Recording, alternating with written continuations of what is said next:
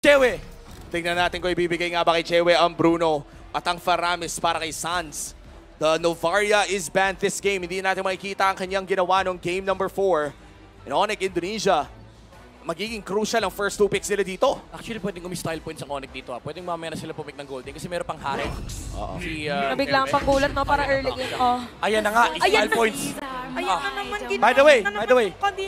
By the way, gusto ko na sabihin, 100% win rate ang Kadita ni Sans. Oh. Feeling ko lapo-lapo na to eh. May Indonesian hero sa kabila. Anong analysis? Si Indonesian si Kadita, Pilipino si Lapu. Oh, sino ba Pilipino support? Pakito! Hindi naman support yun. Ay, hindi ba? Pero sige. Fighter! Ayun na, Faramis. Faramis ang ating kukunin. Nakakatakot. Teka lang, makakapagkadya si Kiboy! Wait lang, pwede bang i-pause muna yung round? Pwede bang huminga muna tayo dito, Idol? Anong marksman mo rito kay Marco? Claude? Brody? And there are honestly options. Di ba mahirap magkulot sa Kadita? Actually, mahirap pag-marksman sa Kadita. Mahirap mag-marksman kahit talaga ano kay pala. Kadita. To be fair, yung Brody does give them damage output. Pero ang worry mo dito is target siya ni Kadita kasi hindi naman natin madalas nakikita yung mga Brody na nag-purify. Pero si Super Marco ginagawa niyan. Ang worry ko dito is baka makuha yung Kaja sa second phase. Nagulat nga ako na hindi kinuha yung Kaja dito sa third pick ng Onyx. They just prioritize an explainer that can actually deal with the NetherRealm. Grabe si Kiboy, happy-happy. Masaya siya, ilang beses na rin kasi nanalo. Pero ito na ata ang sagot sa tanong. Tinanggal ang Thamus sa kamay ni Flapteasy. Kailangan nila tanggalin yung Kaja at Mino from the side of AB Bren. Sobrang laki ng impact if ever palulusutin yung Kaja. Minotaur, it'll also help Onyx to deal with the NetherRealm kasi ang dami nilang AoE ult state o yung penalty zone. Pati na rin yung Minoan's Fury. So these are the 2 options na pwedeng tanggalin ng AB Bren unless talagang gusto mo mag-cover ng bases at tanggalin mo yung mga Cho, yung mga superstar hero dito ng Onyx. And those are things that might come big or go big dito sa ating last game. Ito na yung lasunan eh. Labasan na ng mga no regrets na hero. Tsaka ito yung mga klase ng games na it's either super tapang mo, tapos magkakamali ka, matatalo kayo, or super tapang mo, maganda yung magiging outcome, mananalo kayo. Parang gano'n na yan eh. Kailangan dito, as much as possible, very calculated pa rin yung mga pwedeng gawin. Kaya din siguro binan nga ng Onyx yung... No. Gord ba? Na-assume nila si Kiboy yung Kadita. Well, okay lang din naman. Much respect to the tactical brains of AB Bren. Siyempre, hindi ka pwede magpa-kondisyon. So, nandun pa rin yung respeto ng AB Bren. But honestly, they could have handled Gord. Siguro ayaw lang ni Super Marco kalaban yung Gord. Oo, medyo nakakailang din kasi even with a Fred rin, ito yung mga tinutunaw ka from afar in last 2 bands of this game. Sobrang importante, no? Ang tapatan natin sa mid lane dito would be Sans versus Few. Parehas top in their class. Yeah, imagine, from original core players, now core members na support sila parehas. And ito yung experience na dinadala nila dito. Parehas na sila nagkaroon ng moments dito sa game, dito sa serye natin. But I feel like, again, Sans has a much better comfort hero with the Kadita on the side of Onyx. May ba mga Lilia? Nakaparami sa sila eh. Oo nga, pero... This could still be Iba ba flex. nila Lilia? If ever. Kasi parang Delix yung Lilia, Terizla. Tapos meron ka pang Baksha. Honestly, baka palaro nila yung Lilia. Kasi kailangan mo nilang intindihin dito, Lockdown versus Teresa in the back siya. Basta mapatay mo yung dalawang hit. Kaja! It does not matter na. So Kaja talaga yung magandang tanggalin dito. Grabe naman, boss. Oo, bossing. Boss. Sana manalo. Ang Brent, tinanggal nga yung Lilia. Pero yun na nga, tinanggal lang ang Lilia. Kaso, ano? Kaja Kadita ang Onyx. Yung typical nilang play na ginagawa. And this is a very potent combo. Kung Filipino teams ang pinapanood mo, Echo ay ginagawa din ito. Unless talagang binibait yung Kaja at makuha nila yung Minotaur ni Ogwin. That could be a possibility. Parang dito, parang pero sana makalimutan nila Coach Yeba yung nangyari kanina na nagkadya si Si Yeb yan eh. si Kiboy. Si Yeb yan eh. Kasi December 18 na 19th anniversary na namin. Ayan, kaya na bago na. Wow! Bago naman ang ating anniversary Anniversary Earth. Kaja na, boss. Huwag ka na maya. Ay, wow. Okay, seryoso ba yan? Boss, Esmeralda. Joke lang. Dirot. Dirot ni Flap. An Eve pick. I believe this is the first Eve na Dirot, mapapanood Benedetta, natin. Pakito. Ang daming option ni Flap. May Yuzong. And Rome, most likely Minotaur. Baka lumabas dito yung Minotaur. Let's see if the Minotaur comes out. Naghahanap pa rin naman sila ng potential XP laner. May gold laner na sila. Or Diki kaya, boss? Digi kaya. Digi kaya. Digi Benedetta, Digi Yuzong, Digi Paquito. Ay, Khalid! May Khalid, guys! Yeah, and Flapteasy loves playing that Khalid. Isa sa kanyang mga comfort pick na madalas na nating nakikita mula kay Flapteasy. Kailangan lang maging maingat siya kasi yung skill nung Kadita. Pag maangat siya, kailangan lang talaga niya maging maingat at saka gulatin niya lahat Khalid, to. there you go. Galit nga. Kailangan lang talaga maging maingat to. Di ka pwede mag-carry, di ka pwede mag-Claude. Harith? Let's see. Right now, we're just waiting na lumabas ang pick dito for the side of Onyx. This is historic. The last pick for the last game of M5.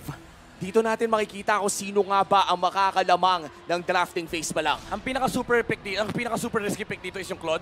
Pero maganda yung idea ng Harith or Beatrix. Or Carry, actually. Claude pa rin.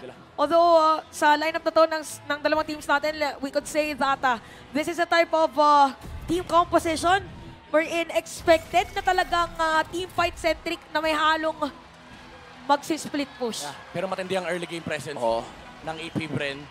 And yung late game, hindi rin tulad nung game number 6 na kung saan talagang kaya mag-overtake ng Claude. Dito sa game na to, hindi ganun kaganda yung buhay ni CW. Although yung split, yes, wala masyadong pansagot ng AP Bren. Pero when it comes to team fight, super overwhelming ng team fight presence din ng AP Bren.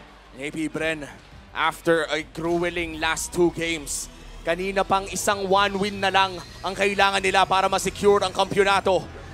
At yung Onyx, biruin mo, ginapang nila papunta dito sa Game 7. Kung sino mang manalo dito ay deserving maging mga hari ng MLBB for M5. This is it. Again, bawal na magkamali para dito sa laban na to dahil very crucial. Every step, every move, yan ang magiging susi para sa magiging resulta sa laban na to. And if this is it, best of 1 na naman ang ating pinapanood. Kyrie magsisimula sa orange, purple naman para kay Kyle TZ. At mukhang nanggugulo pa nga sila Kiboy dito. Oo, kailangan talaga nilang sirain yung pattern at kailangan din namang habulin dito at hanapin ni Ogwen kung nasan yung mga players from Onyx. So sinabi natin, nauna mag-level 2 si Flapteasy, by the way. Naman kasi talaga yung pagkalid eh. Oo, tsaka yung kailangan lang talaga mauna dito ni Flapteasy. Yun lang, nabigyan. Kung babalikan natin lahat ng mga ng pinag-usapan natin, saan? Game 1 pa lang, importante ang XP lane.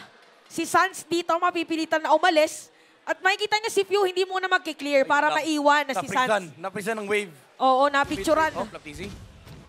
Pero ang sakit ni Boots Quick sand guard, sinagot na rin. Kyrie looking for blood. Dahil hindi ata nila itutuloy ito. Mukhang yung freeze the wave dito ni Boots ay talaga nagpapakita ng kanyang experience. Ginamit dito ang retribution. Kyrie ahead of Kyle TZ.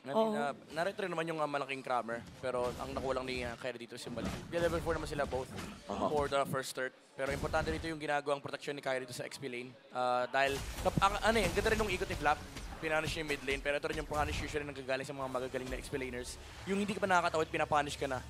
So pinapok lang din talaga nila dito si Flapteasy pero still that's a Khalid. So aabot pa rin naman siya sa level 4. And this first turtle might just dictate the early game. At napaka-importante ng early game para sa koponan ng AP Bren. Dahil nga meron silang Khalid at pati na rin ang Brody. Pero umaamba na nga dito si Kyrie looking for Few na ubusan ng gasolina.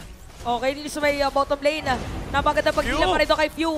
Shadow Stampede, sabay Ghost Bursters, pero not enough damage pa para sa kanila. Habang si Kyle TZ dito ay tinatry na i-pull. Grabe naman hatak. Yung pagong, kung pwede lang mag-360 yung ikot nung turtle, bakit hindi lang naman? Pero umiikot din si Kyrie. At zone out dito ang mga players na AP Bren. Pero mukhang siya ang target dito, Kyle TZ. At meron pa dito ang pagkakit si Flap TZ. Saktok-sakto si Sans pala. Nahanap niya. Meron pa penalty zone para dito sa players ng Onyx. Turtle, sino makakuha? Kyle TZ na makapag-secure. Ogwe with the Primal Wrath at mukhang si Kiboy ang ginagawa. That's 2 more kills for the side of AP Bren. At mukhang may turtle pa nga na isasama doon. Ganda ng hatak ni Few palabas. Kay Kyrie. Hindi siya naka-retry and AP Bren gets the control of their early momentum. And again, as we've said, kanila ang early game and nakakatakot din ang team fight dito. Onyx, This is the only chance that they had. Kailangan nila humarap dito ng mistake versus AP Bren. And hindi dahil sa bias tayo, pero ganun lang kaganda yung composition ng AP Bren. At yung Eve na yun, nadaganan agad ng Khalid. Feeling ko yun talaga yung pinaka kaya din Khalid yung pinili ng AP Bren. Kaya naman pala, para hanapin yung gumagawa ng swimming pool. Oo. Oh. Swimming pool na, yun na ang tama ngayon, ang swimming pool. Ano mo, ang mahirap dito nung pinik nila yung Eve, actually, again, nagulat tayo doon. Pero sila din naman nag-decide. Oh, And Boots, ginas may nila yan eh. wala kasi silang silip. Ayun na! Ayun na, si Boots. Few. Okay. Softening a lot of damage. Kyle TC, Penalty napilitang mag-penalty zone. Ginamit naman dito Dalawang ults, 2 ults. ang RWM. Pero aalis lang din muna mga players Okay. dito ng AP Brand. Hello, Gold pa rin Lane. sila. Hello, Dito Gold ng 1K. Pero nararamdaman ni Super Marco na nandun ng mga players ng Onyx. Tsaka walang pressure again. Namang magmumula dito sa Onyx again. It does stop the game of AP Bren, pero it doesn't move the game either for Onyx dahil yung mga spells nila ay napo-force out. And so far, Onyx Indonesia still holding on in this game. 1,000 kalamangan ng AP Bren at si Kyrie ay paulit-ulit nahihila. Tinaw yung gulong, pre. Oo nga, sabi niya, teka lang, hindi pa natatapalan lahat Oo ng nga eh. putas. Alam mo yung Palat ka, boss. tinitikitan eh. Ay, Boss, dito muna. yung gulong na yan, bawal yan dyan. Ibig sabihin si Pua isa magaling, isa siyang yo-yo master. Yo-yo master. Yun naman pala, hihilain mo pabalik yung back siya. And ngayon, meron na tayong second turtle of the game. AP Bren, ang may control nito. Mauuna na nga si Kyle TC pero nandiyan naman si Boots para magbigay ng vision. All ultimates are available sa parehas na kupunan at si Flap TC ata ang bibigyan nila. Parang si Flap nga yata talaga. Pero may kita natin ngayon, nandito na si Pua, same goes with Sans. At ginamit na rin dito ang balik buhay Sunguard. para dito sa side ng AP Bren. Ang inaantay ngayon is kung ipipilit ba. Pero sa top lane, may target naman pala. Lumangoy na dito doon si Kiboy. May kita natin ngayon reward manipulation. Wow. Kay Flap TC ngayon mapupunta. Yung Kyrie, pagong Kyrie. habang si Kyrie makakatakas Oh, wow. pa. Para Grabe, U-turn. angle break ay alley-oop lahat ng mga Oo. basketball tricks ginamit. Grabe, ngayon. mala Allen Iverson yung galawan ni Kyrie doon. And Kiboy ay mukhang nakakuha rin ng important na kill doon sa taas with a pick-off on Ogwen. Grabe yung U-turn ni Kyrie.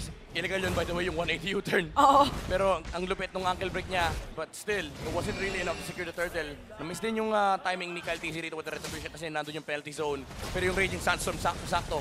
Yung timing for the objective take view with another realm. Ogwen with the punish of the Kyrie! It's all part of the plan. Kiboy! At sabi nila, pero si Kiboy lumangoy na naman. Tapos si Chewe merong free hit para sa kanila. And pew! Makukuha rin pero Oh, buhay no. na din naman because this Oh, is no! a Paramis. At tatlong patay para dito sa side ng AP Brent. Si Super Marco mukhang bibigyan din. Oh! Isang hit na lang, double kill para kay Super Marco. But Super Marco is down. At parang ganun lang, nabaliktad ng Onyx ang laro with a massive play from Kiboy. Pinakita ang kanyang swimming pool. Yun pala ang technique. Lagyan mo ng swimming pool. Oo. Yung laban. Kailangan nila ditong mahanap kung saan ilalagay yung blue. Find the blue. Pero kailangan mag-leave muna ng clue ng Onyx. Yun yung real world manipulation. Nabait din yung AP Bren lumaban sa team fight na yun. And again, kapag nagko-collapse na yung AP Bren, parang similar sa Minoan's Fury niya kanina with the Minotaur, nandun yung Petrify punishment mula sa Kadita. And hindi naman kailangan kasi maka-burst damage yung Onyx dito. As long as nako-control yung heroes and makapag-dish out siya ng enough damage and mag-proc yung lethal ignition, ang daming follow-up na manggagaling mula kila Boots, kila Sans, and of course, pati na kay Chewe. And Kiboy in this game, bukod doon sa pagpitas na pinakita niya doon kay Ogwen in the gold lane, naging maganda din ang kanyang responses in the mid lane. Kaya naman 4-1-2 ang kanyang score. Napakaganda ng play na pinapakita dito ng second pick kadita ng Onyx Indonesia. Oo nga, meron pang Petrify. So parang pag ikaw dito si Pew, parang may, okay, naka-purify. So again, this is the third turtle of the game. Nandito ngayon si Kyrie para magbigay ng vision para sa mga players ng Onyx sa kanyang mga kakampi. Kyrie? Same goes with Kyle TC at mare-reset muna. Flap, flap, flap, flap, flap, flap, flap! Pero si Flap TC sa may top lane, ginamit na rin dito ang kanyang second skill pero mag-back away. Raging Sandstorm ginamit din para Walang makatakas Blazing Do It. doon. Walang Blazing Do It, yes, si Chewe. 7 minutes pa lang at turtle pa lang objective natin pero Sinasayaw na napaka-higpit eh. na mangyayari. Sinasayaw na agad ng AP Bren pero half HP na Flap TC going in towards Sans. Wala pang available ng quicksand guard muli pero mukhang turn kay Ogwen ang kanilang call. Balik tayo sa turtle and that's going to be secured by Kyle TC. All three turtles ay mapupunta sa kamay ng AP Bren. Pero grabe yung presence of point ni Kyrie. Bumalik siya. He was actually in time. put the retribution in. Unfortunately, mas malaki na lang din talaga yung Apprentice Strat retry damage. And Onyx, although I would say nalulukis sila pagdating sa mga positioning, but still, AP Bren, hindi rin naman ganun kadali i-punish itong lineup ng Onyx considering na sobrang patient din ni Kiboy. Even though na-force out yung Petrify kanina, but that's still resources being burned on the side of Onyx. Tumatalon-talon lang ang ating gold lead. Ngayon nasa kamay ng AP Bren, kanina nasa kamay ng Onyx.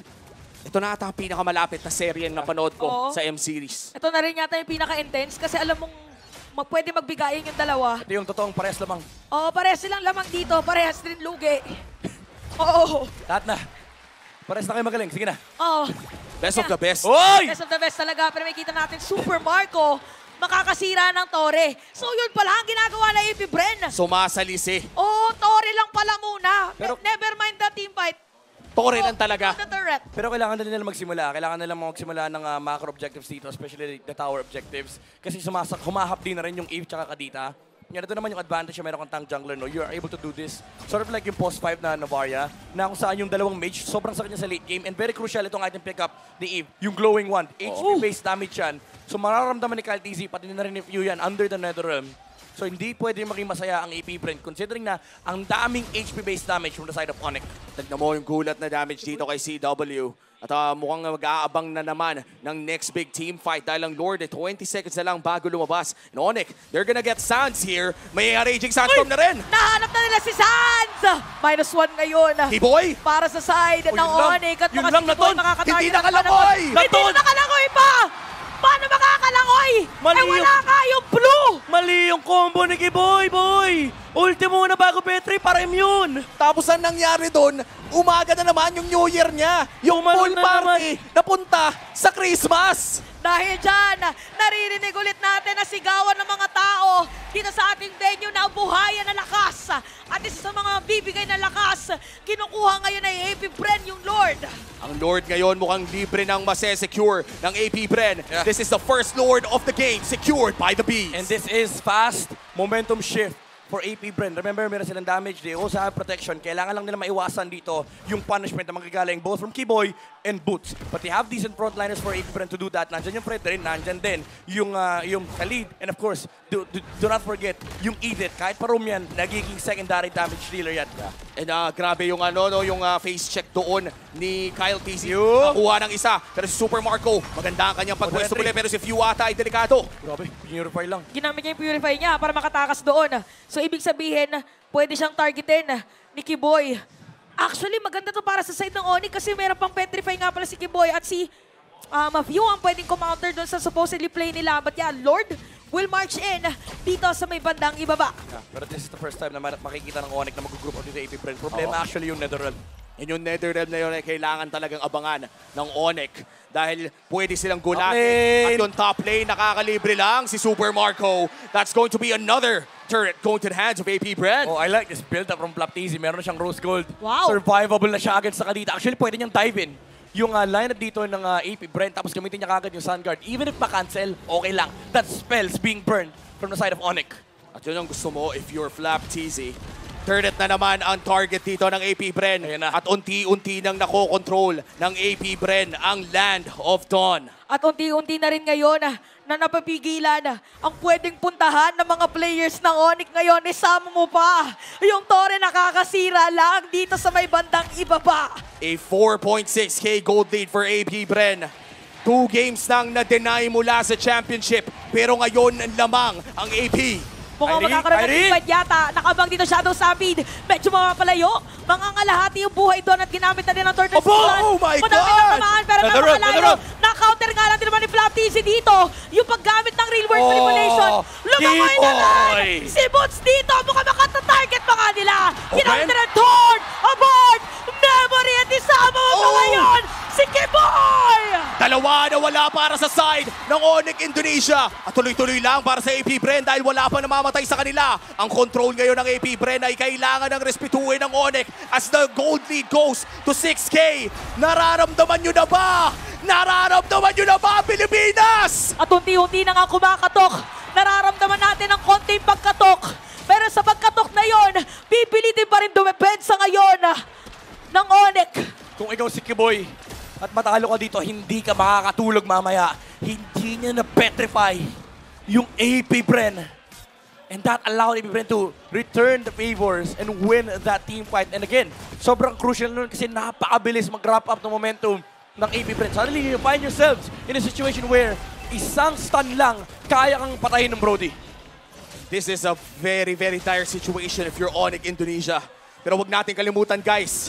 Hindi pa tapos hanggat hindi nyo babasag ang Crystal. Kyrie! Pero si Kyrie, mali ang napuntahan! Welcome back to the Philippines, baby! Wala ang taga-retry!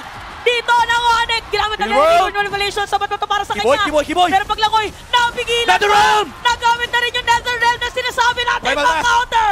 Si Ogwen dito hinahanap si Kikoy. That's it! Naririnig na natin ang pagkumpas ng mga bala dito ng mga players sa That's it! Bren. Meron pa minions sa may bottom lane. Masyado na bang mataas ang paglipad ng mga Sky Kings? Ipapababa na ba ng AP Bren? At sa aming lupang sinilangan, never pang malalamangan.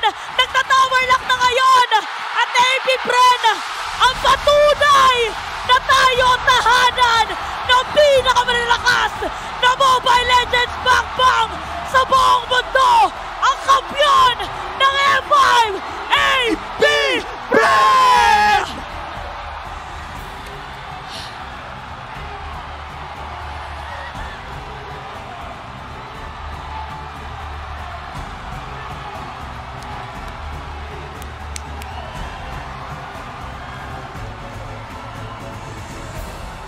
Ito na yon!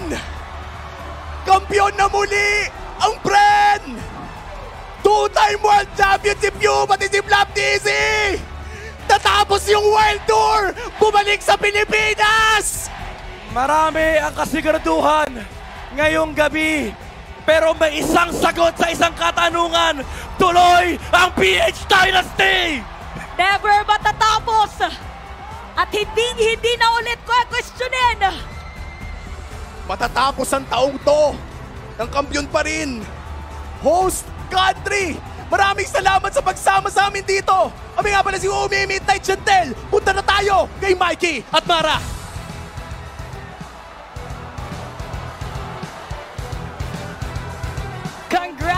Congratulations to AP Bren! What a recovery! And now we'd like to call on